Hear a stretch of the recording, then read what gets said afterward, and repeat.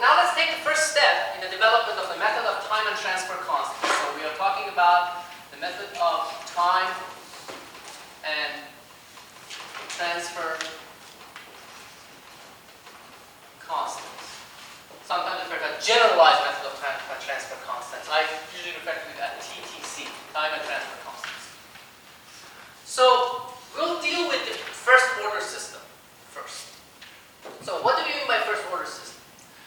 So first order system. By that I mean a single input, single output system. Okay. So it has one input and one output. X, B, Y, A. And it can be a very complex system actually. It can have all sorts of resistors, independent sources, multiple transistors. But what I'm thinking about is that there's only one, so at this point in time, there's one energy storing element. Either one capacitor or one inductor.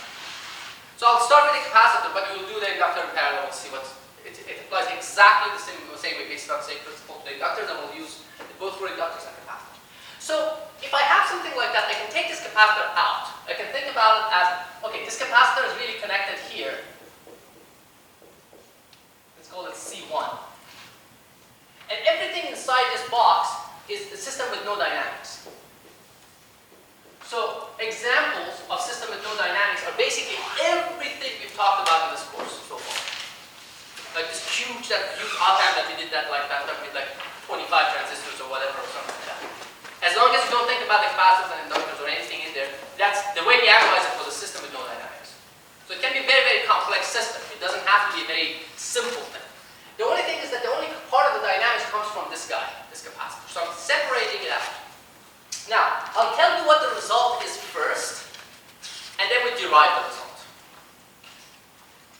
And I don't expect you to remember the derivation, but I want you to have seen it once, because as we will see also, the derivation is generalized, so you know where it comes from and what the assumptions are leading to that, how you get to it. But I expect you to know the result. So the result is that I am claiming that the transfer function of this system can be written in the following form. So I'm saying that h of s, in general, most general cases, is h0 plus tau h1 s over 1 plus tau, h0 and h1, tau s. By the way, these are superscript. These are not exponents.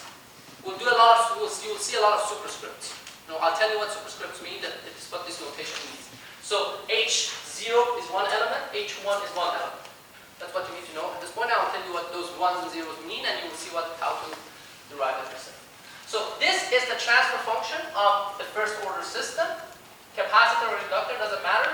One energy storage element. What does this mean? Let me tell you that, and then we'll see how the derivation works. It means so there are three terms here, right? And all three of them are low frequency calculations. All three of them, neither one of them has any dynamics. They're like constants. So h0 is the transfer function of the system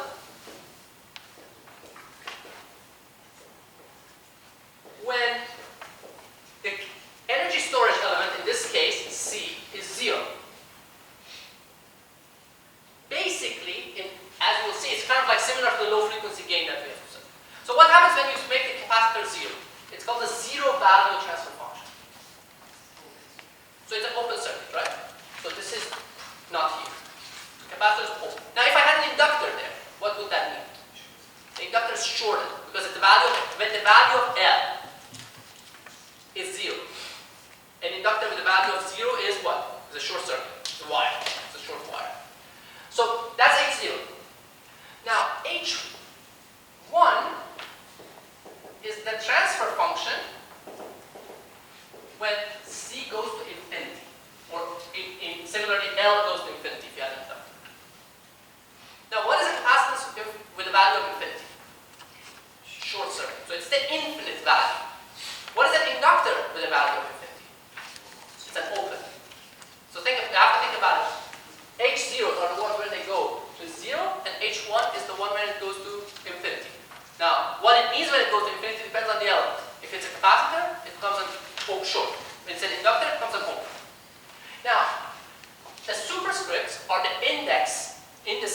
from this point on, and even in the general analysis, the superscripts are the indices of the elements who are infinite valued.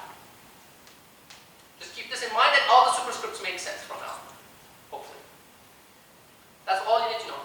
The superscripts are the indices of elements that are infinite value. So if it's 0, it means that nothing is infinite, nobody is infinite value. If you have multiple elements, if I have 1, 2, 3 here, it means that element 1, 2, 3 are infinite value. That's all you need to know. Okay? And tau is the time constant, associated time constant. In this case, it doesn't have an index. When all sources, or independent sources are null.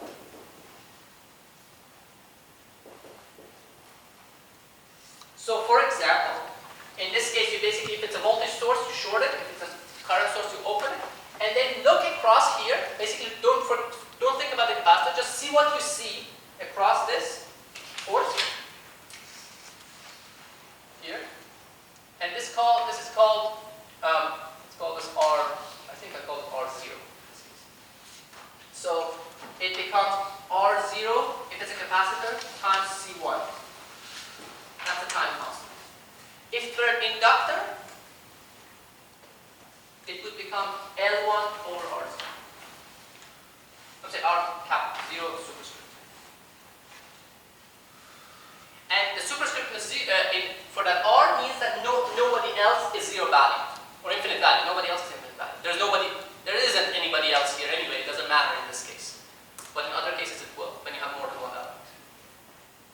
So we'll keep the notation consistent across. So this 0 may sound redundant here, and it is to some extent for the first order system, but we are using the same analogy because we are going to expand on it. Okay, so there are 3 low frequency calculations, 2 transfer function calculations, right? These are called the transfer constants. They're constants, they're not frequency dependent. And this is a time constant. That's why it's called time and transfer constants. So using these time constants and transfer constants, you can calculate everything about any system. Now this is the first order system, and then we'll see how we generalize it to nth order systems as we go forward. Okay, so this is the result. Let me derive it first, and then I'll show you several examples. Okay, so let's do the derivation. So here's the derivation. But you need to see, but you don't need to remember. Okay, so in general, for a first order system, the transfer function is going to be written, can be written in the following form, right?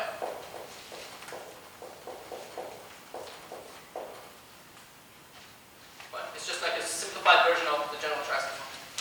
So I can look at this and immediately I can factor it. If I factor A0, it can be written in the following form. B1 over A0S over 1 plus B1S. So what do I know about A0? A0, if I set S to 0, or basically more accurately, the value of the inductor is 0, so I can define the low frequency case. But let's talk about it in one step at a time. Now, what can I say about B1? I know B1 is the frequency of the time constant of the pole of the system, right? For a first order system, I know the pole is what not. If you have one energy storage element, one inductor or capacitor, the time constant is directly related to the pole frequency as such. So B1 is not, I know B1 has to be equal to the time constant of the system. For a first order system, if I have one inductor, one capacitor. That comes from basic differential equations. Right. So B1 is tau. I know that. So I already know that.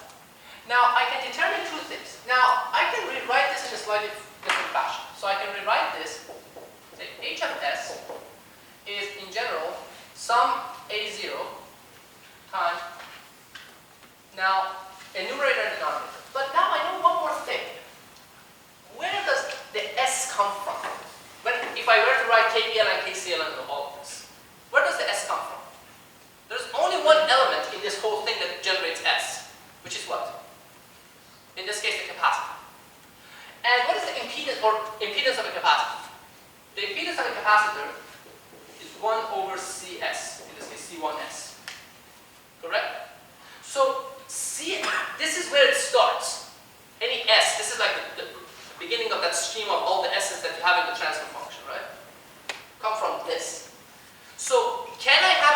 that's not multiplied by a C. No, right? So my S has to be multiplied by the C.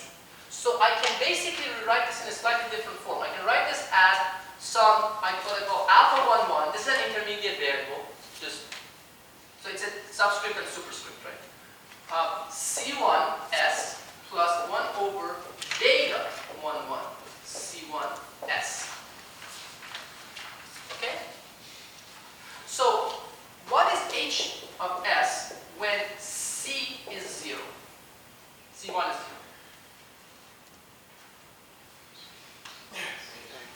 It's A0, which is basically what I have. So this I define as H0.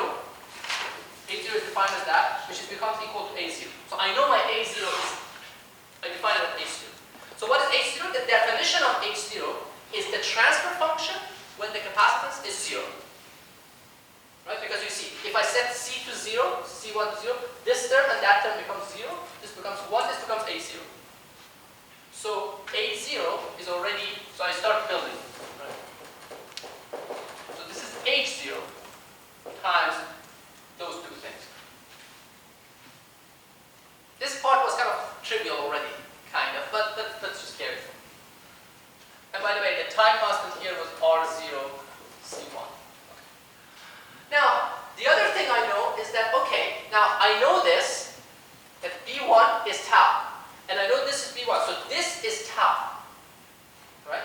So I know tau equals beta 1 C1, but at the same time, I know my time constant is the product of the resistance seen by the capacitance, by the capacitor, times what? Times the capacitor itself. So I know that this is R0 C1 from here. So this leads me to the conclusion that beta 1, 1 is R naught. Right? So I know that. And of course, this also means that since B1 is tau, this is going to be 1 plus tau S. So I'm left with the denominator part. Right? That's the only part. Now I do another calculation. Say, well, what is the transfer function when C goes to infinity? In this representation.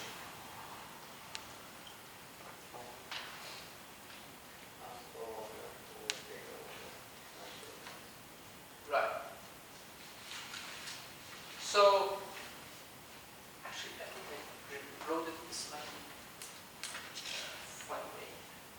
Yeah, I should have, okay, so I should have kept this here. This is A now. Nothing will have changed here. A0, sorry. I can write it in this form. I can not factor it. So if I not factor it, again, this is still valid. If it's C1 is 0, this disappears and becomes A naught.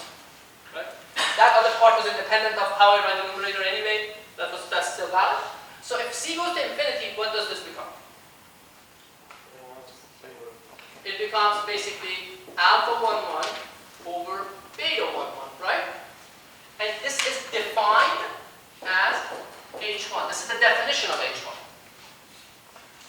H1 is the transfer function when C, or the energy storing element is infinity. In other words, C is infinity, which basically means C is shorted, or if it were an inductor, it's open. Okay, so but I know what beta 1, 1 is. Right? So all I need to know is this allows me to calculate alpha 1, 1. So alpha 1, 1 is beta 1, 1 H1, which basically means it's R0 H1. Now, if I plug this into alpha 1, 1 here, I have an R naught and a C1 and an H1. And I know R naught C1 is tau already. So this gives me 1 plus tau H1S. Right? Which is what I wanted to prove.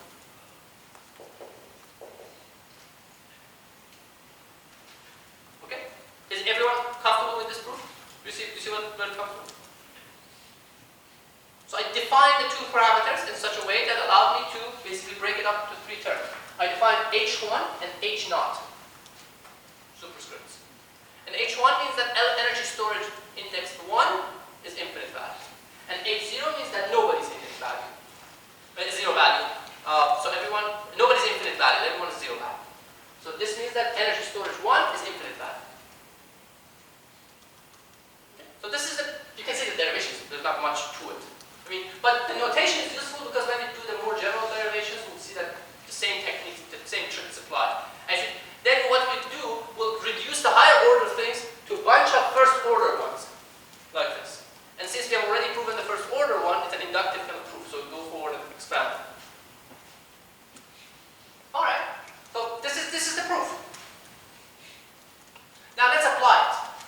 This is not what matters. Let's apply it. Let's start with some simple examples, and then we'll do more complex examples. So the first couple of examples are trivial examples. Just want to show you how it looks. So the first one is a high pass RC. So what I have a voltage source, VN. I have a resistive divider, and I have a capacitor in there. This is R1, C1, R2, and this is V out. And of course this is Vn. Let's calculate the transfer function of this thing. Of course you say, I can do this with KCL and KVL very easily. Of course you can't do this one, but it's complex and more difficult. Probably in this case it's going to be about the same amount of work as writing KCL and KVL, maybe not, maybe a little bit more. But it's scalable. Okay, so let's do that. There are three things we need to calculate. What is H0? Well, to calculate H0, we have to set C1 to 0. So in this case, I'm going to show you all the intermediate steps, but eventually we'll just do it on the fly. So but now, since this is the first one we're doing, so in that case, if C is 0, this is the way the circuit looks like.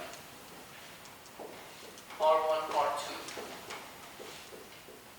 V in, V out.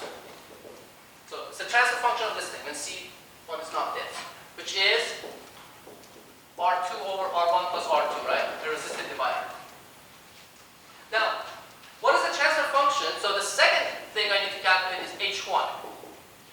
So in that case, I have the voltage source here, and then I have the resistor, and the capacitor is infinite value. What does an infinite value capacitor mean? It's short circuited, right? So what is the transfer function? It's easy. 1. The input and output connected with the wire. Now, how about tau? Tau is the resistance seen by the capacitor when the capacitor is not there and all the sources are null. If I null this, basically it means that I've shorted the input. So this is R2, this is R1, and you're looking across here. What do you see? What kind of resistance do you see looking across here? R1 parallel R2, right? So it's basically R1 parallel R2, C1. As far as I'm concerned, I'm done when I have these three numbers.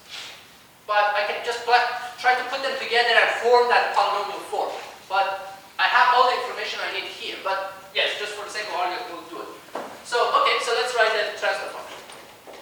So it's going to be H1, H0, so I can basically factor H0 out. Then it goes 1 over H1 over H0 times tau S divided by 1 plus tau S. So it becomes R2 over R1 plus R2 times 1 plus, so what is H1 over H0? It's 1 over that, so it's R2 over R1 plus R2 over R2 times this, which is, so it's basically R1 plus R2 over R1. It's the product of these two. I'm sorry, the ratio of these two, H1 over that. And then times this, which is basically R1, R2 over R1 plus R2. This cancels that, so this becomes like R2 CS. I'm sorry? So I think it's R1 CS. Oh yes, R2 cancels. So when you flipped it, you put R1 in it now. Yes, you're right. Thank you. R1, C1S, that makes more sense, yeah. Plus R1 parallel R2, C1S. And one piece of advice, don't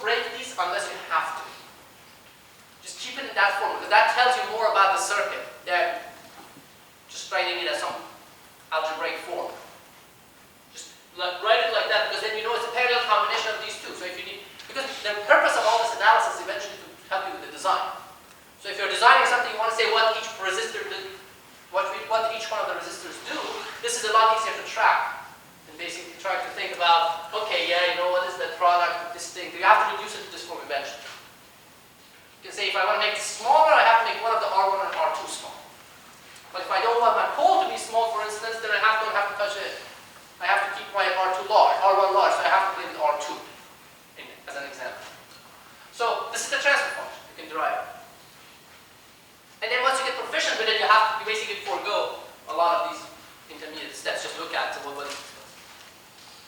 Now, in the case of an inductor, let's do one with an inductor. See, there's nothing magical about an inductor. Or capacitor.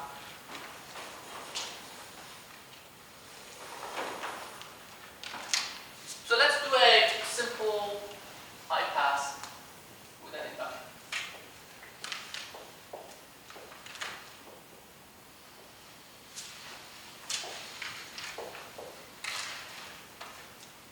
Okay, so this is V out.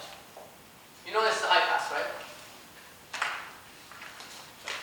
Okay, so let's see if we can do this without looking at actually drawing individual cases, right? So let's see.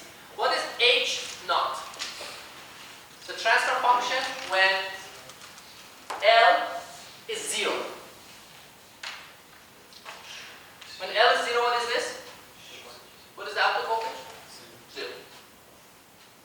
What is the transfer, what is H1? When L is infinite value, it's open. It's not there. What is it? 1, right? Because there's no current, so this basically this voltage is the same as that voltage, because there's no current flowing, there's no voltage drop. So what is tau? The resistance seen by this guy, when all the independent sources are null. This is shorted, this is the resistance R, so it's L over R. So I'm done at this point, but I really want to write the transfer function. I can say, okay, well, this is 0, so this the first term is 1, H1 times that, so it's L1 over R1 S over 1 plus L1 over R1 S. Which I can probably, I'm better off writing as an inverse 0, so I divide the numerator and denominator, inverse pole, by this term. So I get 1 plus S, R1 over L1S. Which means an inverse pole at this frequency, which basically means that it behaves like this, at the frequency of R1 over L.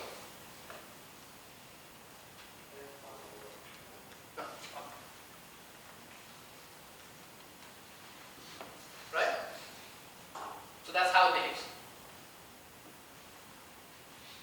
Okay? These two examples are kind of like trivial. But let's do something with transistors. And see if we can gain more insight.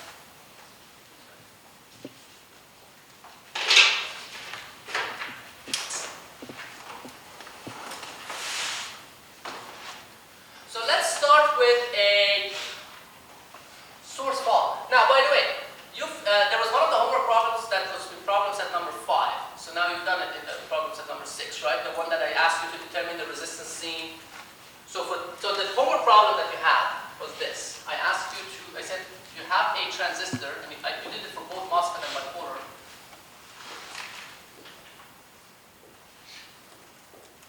You said R1, R2, R3. Is that the way you numbered them? Okay. So I asked you to determine the resistance seen between here and there, between here and there, between here and there, right? Because that's where the capacitors are. So once you know that, then for any circuit, any arbitrary transistor, you can actually use those results.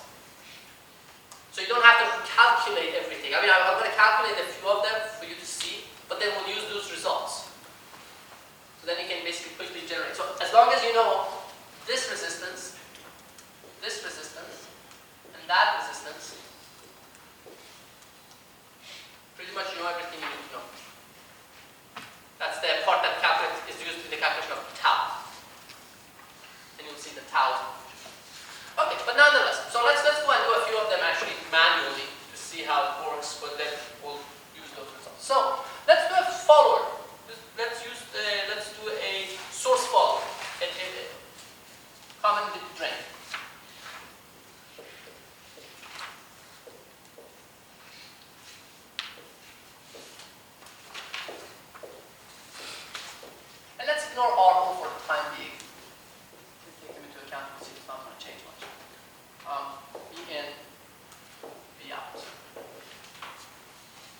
So now let's just take the effect of one capacitor into play. The effect of CGS, which I call C pi. Not to write 2 in the C's, right? Just C pi. Just like C pi of the order, it's the same place. It doesn't matter, CGS, whatever that capacitance is, the total capacitance there. So let's see what it is, what the transfer function looks like with that. Of course, it's going to be a first order transfer function if that's the only capacitor I'm going to take into account, because there's only one capacitor. And I can redraw the small signal model. By the way, is this consistent with the handouts in terms of R1 and R2? I just want to make sure that the indices are the same. They're the same. So I draw my standard T model in this case. You could use a pi model too. I think T model is most suitable in this case.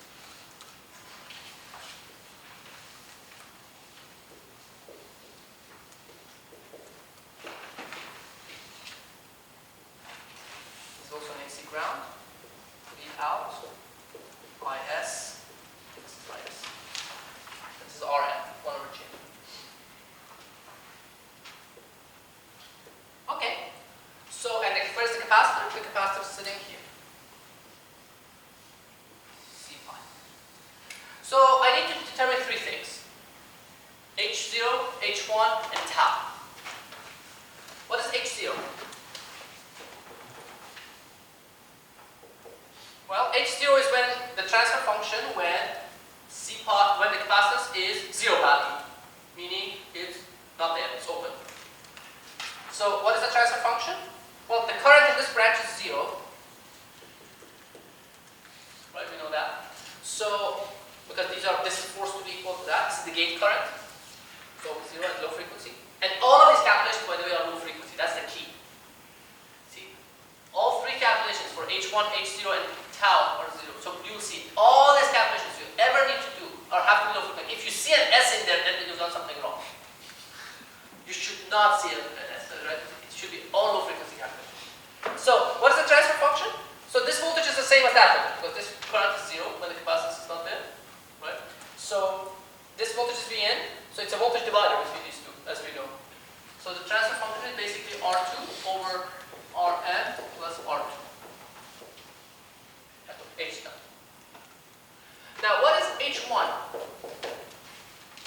H1 is even easier, or equally easier, I guess. What do you do? What do you do to calculate? What's different in this case? It's when C is infinite value, meaning it is a short circuit. So if this is shorted, this voltage is 0, this current is 0, this current source is 0, none of them exist. It's a short circuit, right? So it's just like this, and it's a voltage divider between these two guys. So R2 over R1 plus R2. And how about tau? That's the one where that result would have been useful. I mean, kind of like to make our lives easier and like not calculate it, but I will calculate a few of them now so you can see where it comes from. And you've done that homework, so you know how it works. So now I need to calculate for tau. I know it's C pi. Oh, by the way, this actually it's better to call it instead of H1, H pi. Right? Does it make sense? Because it's the index of the element that's being in infinite value. Now, this guy was C pi, so it becomes H pi. So you see, it's the index of whatever is being infinite value. Okay, so let's see what it is. What is the resistance I see across here? So to do that, basically I need to see what is the resistance I see here.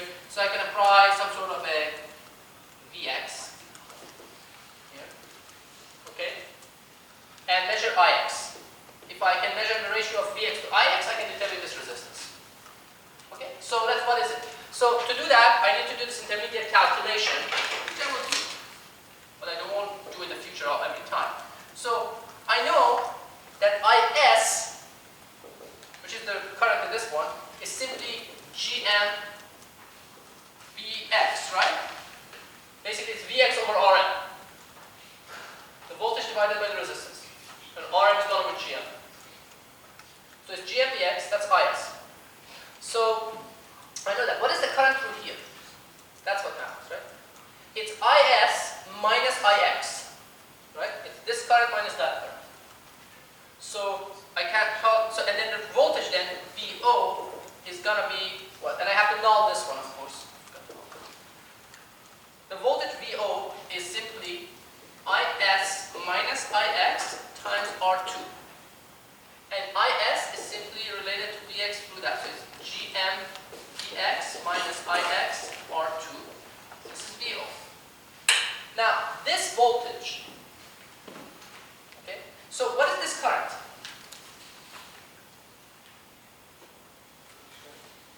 What is it? Remember this current? What is this current? 0. What is this current? Ix. So what is this current? Has to be Ix, right? So what is this voltage then? Let's call this V1. V1 is R1 Ix. But at the same time, I know something else. I know V1 is VO, which we calculated, plus Vx, kVL. So this is equal to Vx plus VO, which is basically Gm Vx minus Ix R2. This is basically when I realize I'm done, because everything is in terms of either Vx or Ix. So I bring all the Vx's to one side, the Ix's to the other side, divide the Vx by Ix, and that's my resistance, right?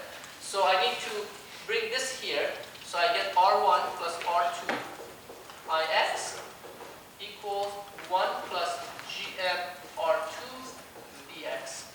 Therefore, R pi superscript, oh no, I'm sorry, R0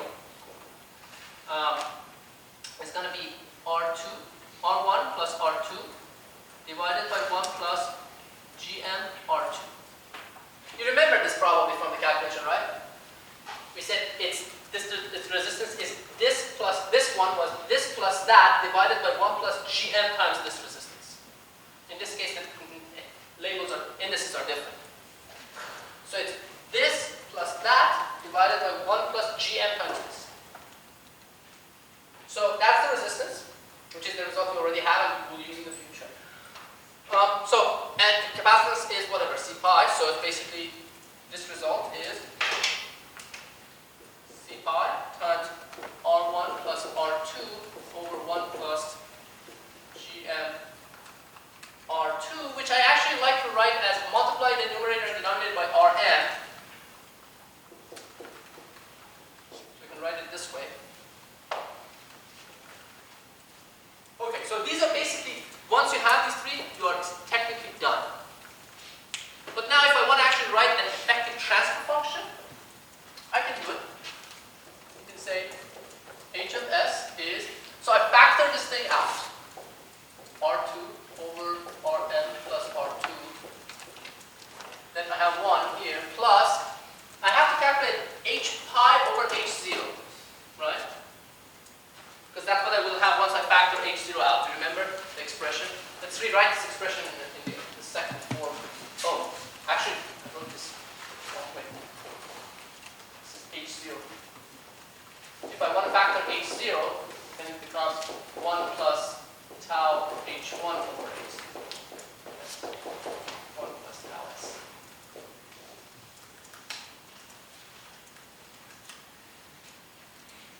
That one, h0 is in the numerator. So anyway, so it's h1 over h0 term, right? So it becomes R1 plus R2 over Rm plus R2, and then times tau, which is Rm C pi R1. I think you need to flip the Yeah. So it's this one divided by that, so it's Rm plus R2 over R1 plus R2 times this times R1 plus R2 divided by Rm plus R2. This cancels that, that cancels that. And then in the denominator I have 1 plus this thing.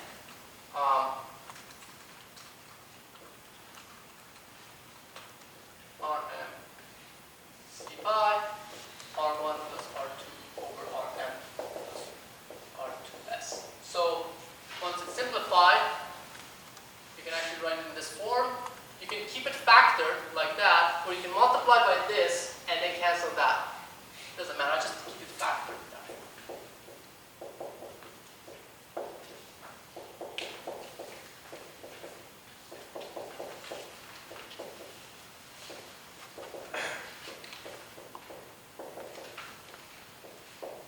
That's the transfer function. Now, let's see what it is, what it looks like. So you have some DC gain, which is fine. It's your DC gain. And then you also have the transfer function written in that form. And then you basically, okay, so let's look at this. You can also keep this whole thing as R naught, but that's fine. So you have a pole, and there's an S here. You have a pole, and you have a zero. What frequency is your zero at? What is the frequency of zero? The zero frequency is around 1 over Rm C pi, or Gm over C pi. Right? So, what is this frequency? High, low? How does it compare to, let's say, Ft of the transistor, or omega T of the transistor? Say again? It's a little bit greater than. It's a little bit greater than that, because what was the omega T of the transistor? You remember? The cutoff frequency of the transistor. It was Gm over C pi plus C mu. Right? So this doesn't have a C mu part, but C pi is usually larger. So this is a little bit greater than omega T of the transistor. So this is a very high frequency zero. So it happens around the cutoff frequency of the transistor. How about the pole frequency? The pole frequency is comparable with a correction factor, right? So the pole frequency is the zero frequency, or whatever you, this term, 1 over Rm C pi, times the correction factor, which is Rm plus R2 over R1 plus R2. So it's a little bit smaller. It basically really depends on the ratio of Rm and R1. So if R1, if your source resistance is comparable to Rm, this is going to be comparable to the zero frequency. Otherwise, it's going to be a little bit smaller. So what does the transfer function of this thing look like? If you plot a Bode plot, 20 log of AB of J omega. So you start at some value, and then you go up to another value. What is the high value, by the way? What is the high frequency transfer function?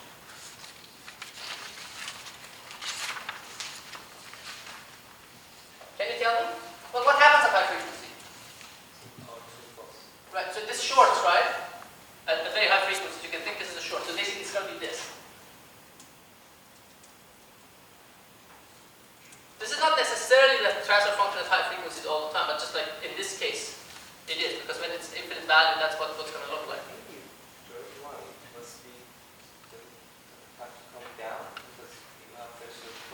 Yes, correct. I have the pole. If I have the pole first, yes, that's right. Oh, wait a second. So depending which questions, which one do I have first? If R1 is greater than Rm, so you have. If R1 is greater than Rm, what happens is that the pole will be at lower frequency than zero. So then I will have something like this. So I go from the low frequency gain, which is R2 over Rm plus R2, to the high frequency gain, which is R2 over R1 plus R2.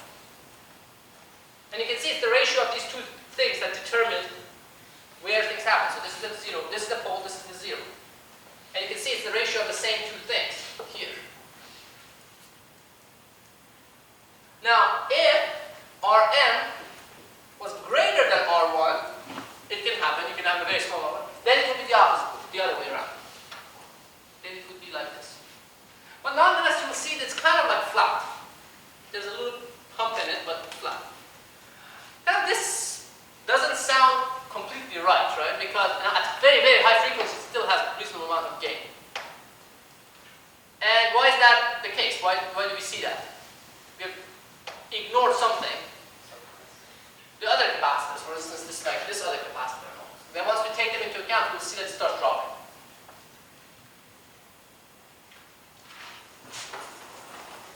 Okay, so now let's do another one. Let's do something else. Any questions on that? Let's actually look at the output impedance. So far we defined all these transfer functions as gain, but it doesn't have to be gain. Actually the transfer function is the ratio, can be the ratio of the voltage or current of one node to the ratio of, to the voltage or current of another node, and that another port, I'm sorry. And that port could be the same port. So if you, for instance, define your transfer function as the ratio of the voltage of the input port to the current of the input port, that becomes what? That becomes input impedance. Now if you define it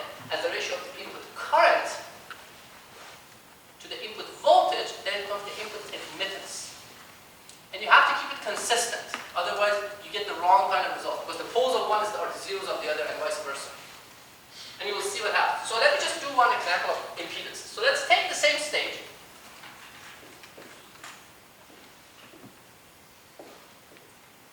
The follower stage. And let's say I want to determine its intrinsic output resistance, impedance. In other words, I'm interested in this. The resistance or the impedance seen looking into here.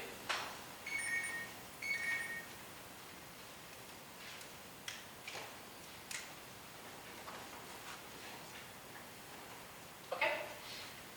So my question is, how do we determine this output resistance? So if that's what we're interested in, this really doesn't matter, right? Whatever that's going to be, it's going to be parallel with R2. So let's do this.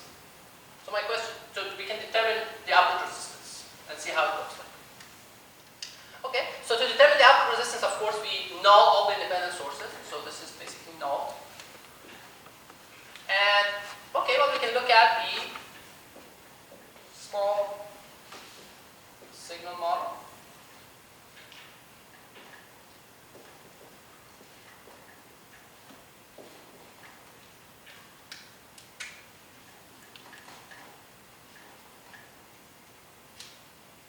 And what I'm trying to do is, if I'm trying to determine the output impedance, my source, so what is the definition of impedance? It's V out over I out, right? It's a voltage over current. So if I'm really trying to determine an impedance, I have to use what kind of a source? A voltage or a current source? A current source, right? So this is the input, this is the output. So you have to be careful here, because then when you null them, they will turn into something else and they can change your time constants. So if you keep it consistent, everything will work out. If I were determining the output admittance, then I have to put a voltage source. But now in this case, I have to put a current source if I'm interested in the impedance. Okay? Whatever. Ix. So I'm interested in the ratio of Vx to Ix. So so let's determine the transfer function. So what is, in this case, I don't have to write it as H, I can write it. So Z naught, like this is the equivalent of H naught, but it's a Z. So what is Z naught? Z naught is the output impedance seen from here when C pi is 0. What do you see? What is the resistance looking into the source? It's Rn, right? This voltage is the same as that voltage, because this current is 0. So this voltage is ground too. Right? So this is Rn. So this is simply Rn. What you see here.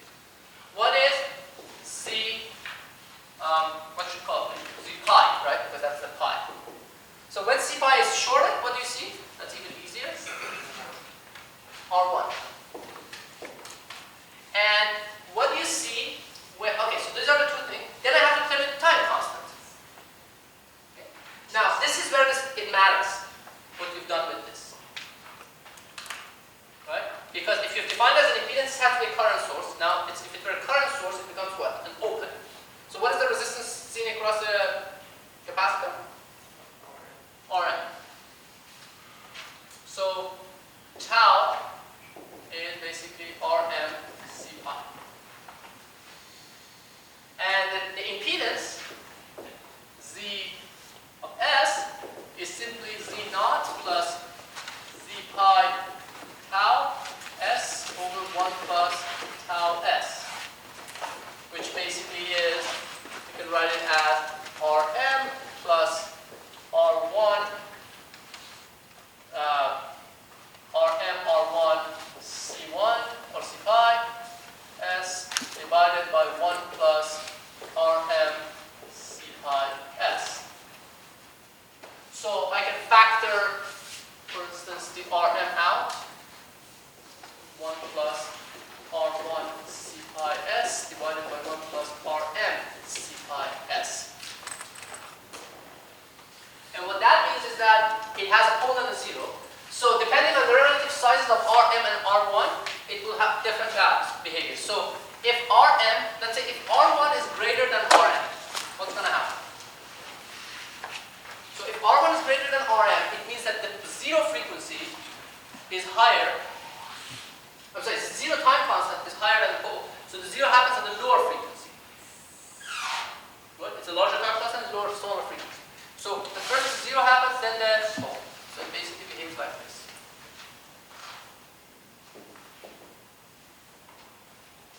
And if they're farther apart, then basically you'll see a broader range of values. So what is the value at very low frequencies? This is Rm, right? And what is the value at very high frequencies? R1, right? So this is Z. Well, this is really 20 log of Z. But okay, so it's going up. So you can see if that condition holds, there's a range over which the impedance increases with frequency.